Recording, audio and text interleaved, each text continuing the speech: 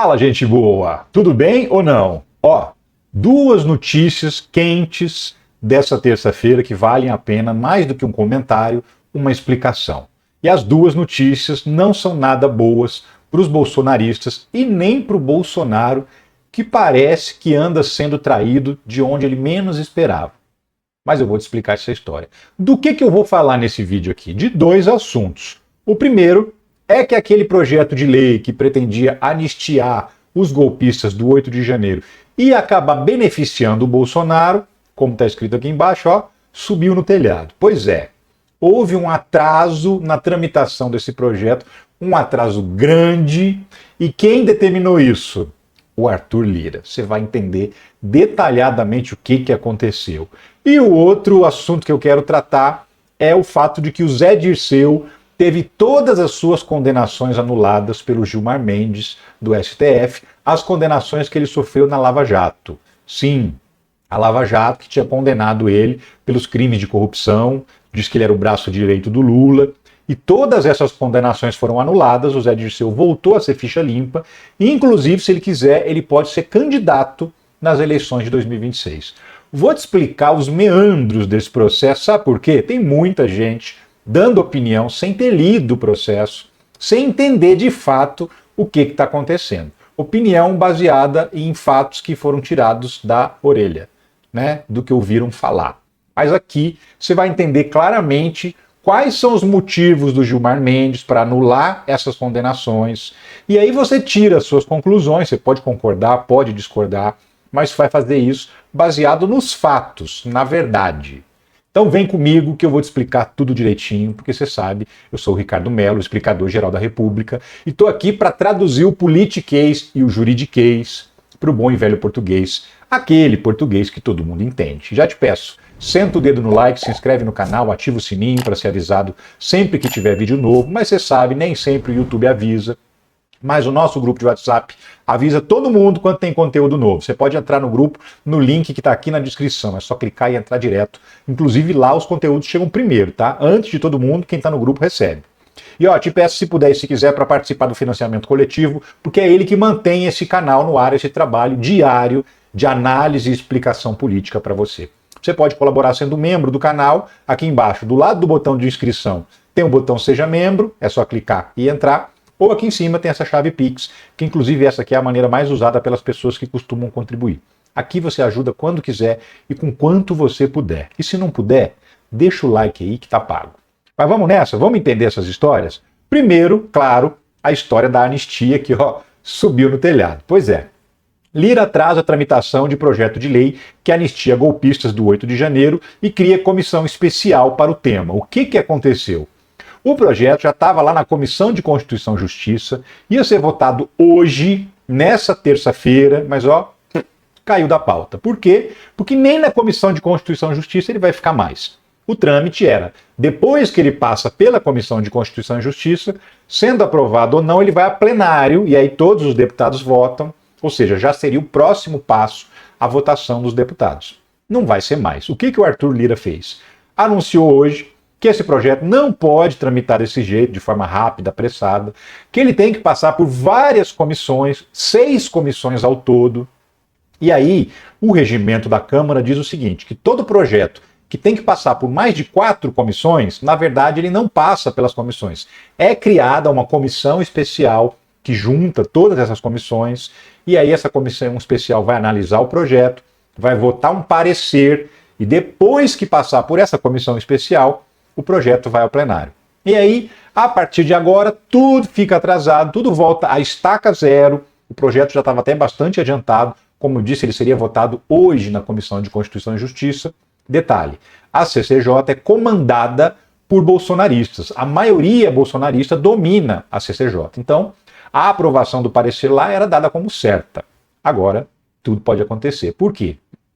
Porque a partir de agora os partidos, proporcionalmente ao seu tamanho, ao tamanho das suas bancadas, vão indicar os representantes para fazer parte dessa comissão especial. São 34 membros titulares e 34 membros suplentes. Só que não tem prazo definido, prazo máximo, para esses partidos indicarem os seus integrantes. Então, É claro que quem é contra vai enrolar o máximo que puder para indicar os representantes. E enquanto não tiver todo mundo indicado, a comissão não é instalada, não começa a funcionar. Depois que todo mundo tiver indicado, ainda tem que votar para eleger o presidente, para eleger o relator, aí depois tem que fazer uma reunião para discutir o cronograma de trabalhos. Só depois a comissão começa a discutir o projeto. O que isso significa? Que esse ano esse projeto não vai ser votado na Câmara. De jeito nenhum, não dá tempo. E aí é tudo que o Arthur Lira quer para fugir, para escapar de ter que botar esse projeto em votação. Por quê? Porque ele está interferindo diretamente na eleição para a presidência da Câmara, que acontece em fevereiro do ano que vem, para eleger o sucessor do Arthur Lira. Né? O Arthur Lira quer eleger o candidato dele, porque ele não pode mais se candidatar à reeleição, ele já foi reeleito uma vez. E aí existe um lado pedindo para botar para votar, senão não apoia o candidato dele, e o outro lado dizendo, se botar para votar, aí que eu não apoio o seu candidato. Então, ele está no meio desse jogo, e aí ele resolveu jogar para frente, empurrar com a barriga, e a anistia ficou bem mais distante. E por que ele tomou essa decisão hoje, 2 dias depois da eleição? Segundo o Leonardo Sakamoto, faz uma análise bastante interessante, vexame de Bolsonaro no segundo turno e eleição na Câmara esfriam a anistia ao golpe. Sim. O que acontece? Eu fiz um vídeo ontem falando sobre isso, que o grande derrotado do segundo turno tinha sido o Jair Bolsonaro, que só conseguiu vencer em Cuiabá com um bolsonarista raiz. O resto foi tudo derrotado. E outros candidatos do PL que venceram a eleição não são bolsonaristas, não são daquela ala do PL ligada ao Bolsonaro. Pelo contrário, são ligados àquela ala da chamada direita democrática, que tem um racha dentro do partido do Bolsonaro entre os bolsonaristas radicais, os extremistas, e aqueles que não são extremistas. Quem venceu as eleições foram os não extremistas. Tirando lá o Abílio Brunini, que é o cara que venceu a eleição em Cuiabá, todos os outros bolsonaristas radicais foram derrotados no segundo turno da eleição. Então o Bolsonaro perdeu força, perdeu aquela influência que ele tinha, não está mais pondo medo em ninguém, muito menos no Arthur Lira, e a Câmara é o seguinte, eles olham justamente para o tamanho da força que o sujeito tem. E o Bolsonaro está fraquinho, fraquinho, então vai ter que aguentar e vai ter que esperar mais, porque a anistia vai demorar para sair, se é que vai sair, né? Ao adiar decisão sobre a anistia, Lira abre caminho para o PT apoiar Hugo Mota. Hugo Mota é o candidato do Arthur Lira para ser o sucessor dele. Hugo Mota é do Partido Republicanos. Ele está tentando eleger o sucessor e está tentando juntar apoio dos partidos. E aí o PL do Bolsonaro falou, só apoia o seu candidato se você colocar para votar o projeto da anistia. O PT, os partidos governistas, disseram, se colocar para votar o partido da anistia, eu não apoio o seu candidato. Então, nesse meio termo, o Arthur Lira tem que escolher um lado. E ele escolheu o lado do governo, o lado que quer atrasar o projeto da anistia. Então, com essa história dele atrasar, jogar para frente a decisão sobre o projeto, ele abriu o caminho para o PT apoiar o candidato dele, porque o PT já tinha colocado como condição isso. Só apoio se esse projeto não for votação ou se ele for derrubado. Então aí, com essa manobra, fica evidenciado que o Arthur Lira escolheu estar do lado do governo e não do lado do Bolsonaro. E Bolsonaro dançou dessa vez. Inclusive porque tem inimigo onde ele nem imagina, como eu falei lá no começo do vídeo, né? Olha só essa matéria aqui, esse texto do Reinaldo Azevedo. Valdemar, o Maquiavel de Mogi, fulmina a anistia a Bolsonaro e finge defendê-la. Ele está falando do Valdemar da Costa Neto, o presidente do PL, que é o partido do Bolsonaro. Maquiavel de Mogi, porque o Valdemar é lá de Mogi das Cruzes, uma cidade que fica na Grande São Paulo. Enfim, o que o Reinaldo está dizendo, e você vai perceber isso com essa explicação que eu estou dando aqui, que o Valdemar tem dado uma série de entrevistas para o Estadão, para a Folha, para a Globo News, para a CNN, para vários veículos de comunicação, falando sobre essa história da anistia, que está condicionando a anistia ao apoio e tal. Ele fala, do jeito que ele fala, ele demonstra, assim, eu estou apoiando a anistia, coitado dos presos e tal. Só que, na verdade, o que ele está fazendo? Ele está produzindo prova contra o projeto da anistia. Provas para o projeto da anistia ser considerado inconstitucional. E por quê? Porque a anistia é uma coisa que o Congresso tem o direito de dar para determinados criminosos, não para todos. Né? Para alguns tipos de crime. Não pode dar para crime de terrorismo, para crime de tráfico de drogas, para crimes hediondos. E segundo a jurisprudência do Supremo Tribunal Federal, também não pode dar para crimes de atentado contra a democracia. Pois bem, aliás, para continuar explicando, a anistia ela tem que ser dada para um grupo amplo de pessoas de uma maneira a beneficiar a sociedade brasileira. Nunca para beneficiar um grupo específico ou um indivíduo específico. Se isso acontecer, é o chamado desvio de finalidade, porque a anistia não beneficia a sociedade como um todo, e aí ela é inconstitucional. Isso independentemente da discussão de ser atos contra a democracia, porque já é inconstitucional por aí. Pois bem, o Valdemar da Costa Neto deu uma entrevista recentemente, se não me engano, hoje, para a Globo News, e ele falou novamente sobre essa questão da anistia. Olha o que ele falou para Andréa Sadi, no Estúdio I. E o quanto desse projeto de anistia, que pode ser estendido a Bolsonaro e a golpistas, tem relação, está vinculado ao apoio do PL ao candidato à sucessão de Lira na Câmara? Não, veja bem, nesse processo eu entendo que não dá para incluir o Bolsonaro, que é só para os golpistas. O processo do... Pausa para o detalhe, o próprio Valdemar da Costa Neto chama os caras de golpistas. Vale a pena ver de novo. Não, veja bem, nesse processo eu entendo que não dá para incluir o Bolsonaro, que é só para os golpistas. O processo do Bolsonaro nem foi julgado ainda. Mas depois pode ser uma janela para... É uma janela, podemos fazer, é a nossa intenção, é estudar uma maneira de fazer. Mas nós queremos o seguinte, nós vamos pedir para que eles toquem a anistia para frente para valer. Ou então, para facilitar a vida deles, que ele converse com o ministro Alexandre. Mas isso faz parte Vocês estão condicionando o apoio ao candidato à sucessão do Lira a esse apoio, a esse projeto? Nós queremos que eles apoiem, mas eles apoiam. Eu não vejo problema disso, não. Não tem dificuldade? Não tem dificuldade? Eu não vejo dificuldade nisso, não. Não vejo dificuldade Agora, nenhuma. essa anistia, presidente, não tem a ver, essa que o senhor está falando, não tem a ver com inelegibilidade de Bolsonaro, que é outra coisa. É que outra já coisa. Foi condenado pelo TSE. Por isso que nós temos que fazer, para mim tem que ser outro projeto ou emenda constitucional, por causa que nós temos um processo em andamento. Nós não temos como... Ele não foi julgado ainda. Então nós temos um processo em andamento. Agora, pessoal do 8 de janeiro, nós já sabemos, é 17 anos para todo mundo. Então nós podemos aliviar isso aí. Quem sabe nós podemos fazer um entendimento nisso. Agora, o processo do Bolsonaro é outro processo. E aí...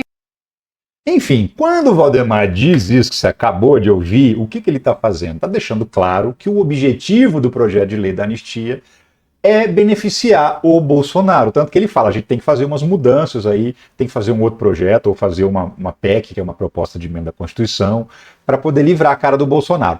Ao dizer isso, ele está oferecendo publicamente provas para o Supremo Tribunal Federal anular uma eventual aprovação do projeto, justamente pelo tal do desvio de finalidade, ou seja, não tem aquela finalidade de beneficiar toda a sociedade, em si, um pequeno grupo de indivíduos, que são os golpistas do 8 de janeiro, e ele mesmo chamou de golpista, você viu, e o próprio Bolsonaro. Então, ele finge que está defendendo o Bolsonaro, né? Só que ele está, na verdade, produzindo provas contra a tese da anistia.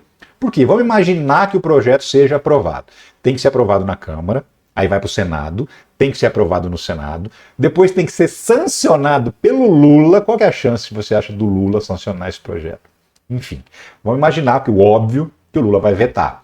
O Congresso teria que derrubar o veto do Lula para promulgar esse projeto. Obviamente, nesse meio de caminho, alguém vai entrar com um processo no STF dizendo essa lei é inconstitucional.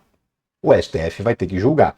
Aí, essa entrevista que você acabou de ver do Valdemar da Costa Neto e a outra entrevista que é do próprio relator do projeto de lei também diz que o apoio ao candidato do Lira está condicionado ao apoio à anistia, o que também é uma prova que anula o projeto de lei, que faz o STF declarar o projeto inconstitucional.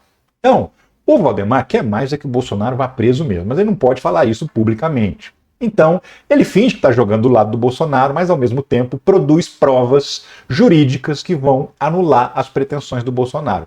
Valdemar não é bobo nem nada, sabe das dificuldades de lidar com os bolsonaristas dentro do PL, e ele já deixou isso claro. A ala radical do PL tem que amadurecer e precisamos do centro. Ou seja, ele está tentando controlar os bolsonaristas que são radicais, que não aceitam aliança com ninguém, que querem só destruir tudo. E o Valdemar, nas entrevistas que fica dando, fica dizendo justamente isso. Calma, a gente tem que estar do lado do centrão, a gente tem que estar do lado da direita democrática, só que os caras não entendem isso. Ou seja, ele sinaliza que ele precisa conter os bolsonaristas do PL, que é uma parcela que não é muito grande, cerca de 1/3 do PL, e ao mesmo tempo elimina as pretensões do Bolsonaro de ser anistiado a partir do momento em que ele cria provas contra o projeto de lei da anistia. Então se tem a traição, vamos dizer assim, do Lira, que atrasou o projeto de lei, jogou lá para frente, nem vai ser votado no mandato dele como presidente da Câmara, e aí o que acontece? O próximo presidente que assume também tem o poder de decidir se vai votar ou se não vai votar. Então é possível, é bem possível, que o projeto sequer seja votado, fique na gaveta do presidente da Câmara. E se for votado, mesmo que seja aprovado, tem que ser sancionado pelo Lula. E eu aposto meu braço direito e o braço esquerdo que o Lula vai vetar. Você também pode apostar tranquilamente. Enfim, deu ruim para o Bolsonaro. Essa perda de prestígio que ele teve nas eleições vai custar a sonhada anistia que ele tinha. Tem outro assunto para a gente tratar, que é justamente esse aqui, ó. Gilmar Mendes anula condenações de José Dirceu na Lava Jato assinadas por Sérgio Moro. Ministro do STF entendeu que ex-juiz atuou na primeira instância contra o ex-ministro para atingir Lula. Dirceu chegou a ser condenado a 23 anos por suposta atuação em esquemas da Petrobras. Sim, o José Dirceu foi condenado pelo Sérgio Moro a 23 anos e 3 meses de prisão pelos crimes de corrupção passiva, que é receber dinheiro, lavagem de dinheiro, que é esconder, ocultar a origem desse dinheiro, e organização criminosa, porque ele teria se associado a outros políticos para cometer crimes. Um desses políticos da tal da associação criminosa, organização, perdão, seria inclusive o próprio Lula. E aí, depois que o STF declarou que o Sérgio Moro foi parcial, perseguiu o Lula e anulou os processos do Lula, o Zé Dirceu entrou com processo pedindo que ele também recebesse o mesmo benefício de ter os processos anulados. Por quê? Segundo a argumentação da defesa do Zé Dirceu, ele também foi perseguido pelo Sérgio Moro, porque condenar o Zé Dirceu, e aí que a gente vai começar a explicar essa história, condenar o Zé Dirceu era necessário para condenar o Lula, ou seja, um dependia do outro, conforme você vai entender a partir de agora. Essa aqui, ó, é a decisão do Gilmar Mendes de agora. São 24 páginas em que ele explica detalhadamente como a condenação do Zé Dirceu era fundamental para a condenação do Lula, elas estavam ligadas. Então, era importante para o Sérgio Moro, por quê? Porque uma servia de narrativa para a outra. Segundo o que está escrito aqui, e aqui tem inclusive mensagens da Vaza Jato, essas mensagens demonstram exatamente isso, que lá o Deltan Dallagnol e o time dele de procuradores da Lava Jato viam como necessário condenar o Zé Dirceu, por quê? Segundo eles, o Zé Dirceu era o braço direito do Lula, era o cara que operava, fazia tudo para o Lula. Então todos os supostos esquemas de corrupção que eles apontavam, passavam pelo Zé Dirceu. Então, se não condenasse o Zé Dirceu, como é que ia condenar o Lula? Porque se o Zé Dirceu fazia as coisas para o Lula, era o cara que manipulava as coisas para o Lula, então, obviamente, ele tinha que ser condenado. E ele foi condenado primeiro. E justamente por ter sido condenado, nas denúncias, na decisão, inclusive, do Sérgio Moro, que condena o Lula pelo triplex do Guarujá, pelo sítio de Atibaia e por conta daquela história de um terreno que serviria para o Instituto Lula, o nome do Zé Dirceu aparece 72 vezes na decisão do Sérgio Moro. Ele fala textualmente na decisão que o Zé Dirceu era o operador, era o cara que punha a mão na massa para o Lula. Então, nas mensagens que foram interceptadas lá pelo hacker de Araraquara, que depois foram validadas pela Polícia Federal, fica claríssimo que era necessário condenar o Zé Dirceu, senão não teria elementos para condenar o Lula. E aí, essa reportagem aqui também mostra parte dessas mensagens. Vai ficar puto, como Moro e a Lava Jato perseguiram José Dirceu para prender Lula. Essa reportagem aqui é de 1º de fevereiro desse ano, tá aqui, ó. Ela foi escrita pelo Brasil 247 e ela tem detalhes das mensagens. Uma delas é o seguinte, o Carlos Fernando Santos Lima, que é um dos procuradores da Lava Jato, está falando nas mensagens para um outro procurador o seguinte: Carlos Fernando, você podia inventar algo na imprensa para trazer a AMS para o acordo? Ela pagou o JD que repassou para Manzoli do Luiz Carlos Rocha Gaspar, amigo de JD desde há muito. Orientou o Deltan Dallagnol no dia 24 de agosto de 2015. Solta para alguém que estamos investigando e que se a empresa vier logo, melhor para ela. Ou seja, a AMS, que é aquele laboratório farmacêutico, contratou o Zé Dirceu para fazer uma consultoria e tinha pago uma grana. A Lava Jato queria que essa grana fosse caracterizada como pagamento de propina.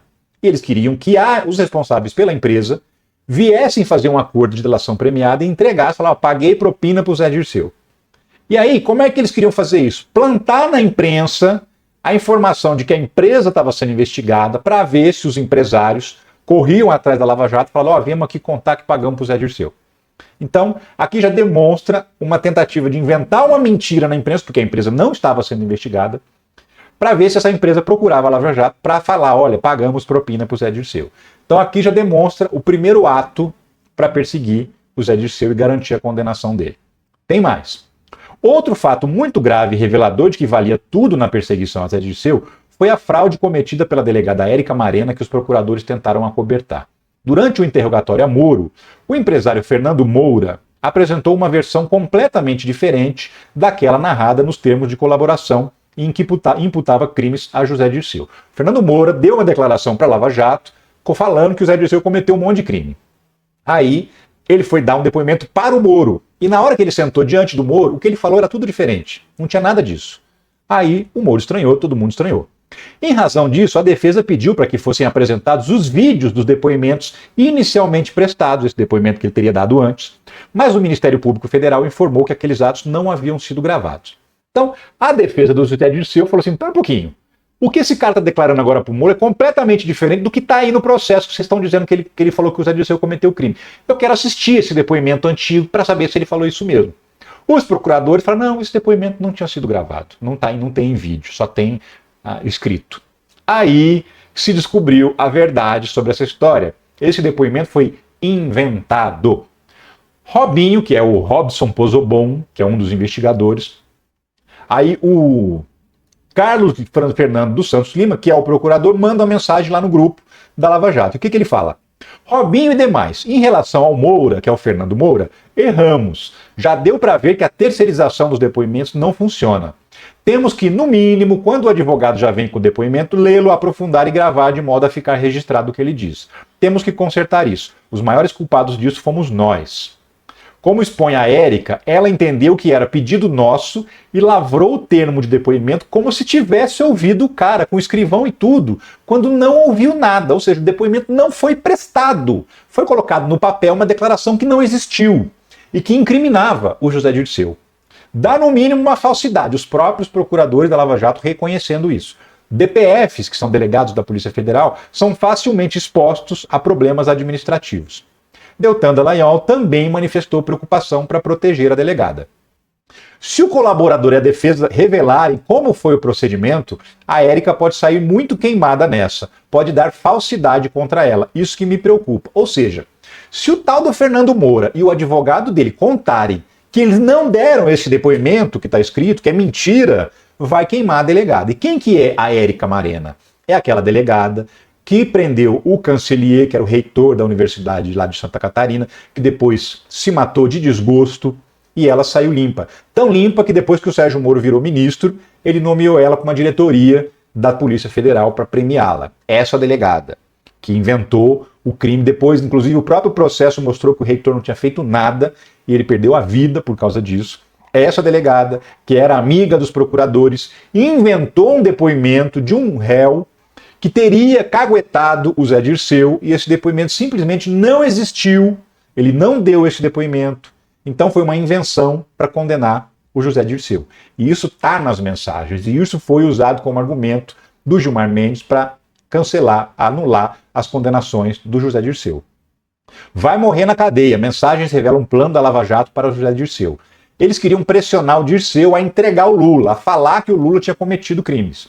E aí eles fizeram de tudo para pressionar o Zé Dirceu. Inventaram depoimentos, você viu agora. E também chegaram a denunciar a filha do Zé Dirceu para ver se pressionava psicologicamente o Zé Dirceu para ele falar alguma coisa contra o Lula. E essas mensagens também estão lá naquele processo que eu mostrei para vocês agora há pouco, que é a decisão do Gilmar Mendes. O que eles dizem? Vamos denunciar a filha do Zé Dirceu para pressionar o cara. Estamos sabendo que ela recebeu um dinheiro aí. Aí o outro fala assim, mas não dá para saber se ela sabia que esse dinheiro vinha ou não de crime. Aí o outro fala, não tem importância, deixa genérico, que aí passa batido. Ou seja, eles não tinham nenhuma evidência de que a filha do Zé Dirceu tinha cometido um crime, mas eles pretendiam denunciar ela a si mesmo para que essa denúncia servisse de pressão contra o José Dirceu para ver se o Dirceu dava um depoimento falando que o Lula cometeu crimes. Então a ligação entre o processo do José Dirceu e o Lula está intrínseca, total. E por conta disso, o Gilmar Mendes resolveu anular as condenações. Sakamoto faz outra análise sobre isso também muito precisa. Mendes dá recado à justiça ao anular condenações de Dirceu.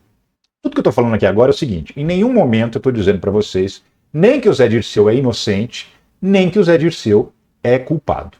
O que eu estou dizendo e o que o Sakamoto está dizendo aqui nessa matéria é o seguinte: não se pode fazer corrupção para combater corrupção. Se o juiz acha que é mais real que o rei, que está acima da lei, o que ele produz? Nulidades. E é exatamente isso que tem acontecido com a Lava Jato. Não é o primeiro processo anulado depois do Lula, já teve outros. Possivelmente existirão outros no futuro. E tudo isso está sendo anulado por quê? Porque o Sérgio Moro, o Deltan Dallagnol e os procuradores todos da Lava Jato agiram contra a lei. Tinha corrupção? Óbvio que tinha corrupção. Agora, essa corrupção era do Lula? Isso eles não conseguiram provar em nenhum momento. Mas eles precisavam prender o Lula. Eles precisavam incluir o Lula nos esquemas de corrupção. E para incluir o Lula, eles incluíram outras pessoas à força, porque eles precisavam condenar essas outras pessoas para justificar a condenação do Lula. Então, na hora de perseguir políticos, eles cometeram uma série de ilegalidades que ficaram comprovadas com a Vaza Jato, e diante disso, os processos estão sendo um a um anulados. Ou seja, se tiver culpado sendo livrado agora, a culpa é do Sérgio Fernando Moro, do Deltan Dallagnol e dos procuradores que eram os cupinchas deles na Lava Jato, porque eles agiram fora da lei, eles corromperam a justiça e agora a justiça está anulando os processos. Então, não é que a justiça está sendo injusta, independentemente de culpa ou não das pessoas que estão sendo inocentadas. O que a justiça está fazendo é, estamos anulando os procedimentos que são fora da lei.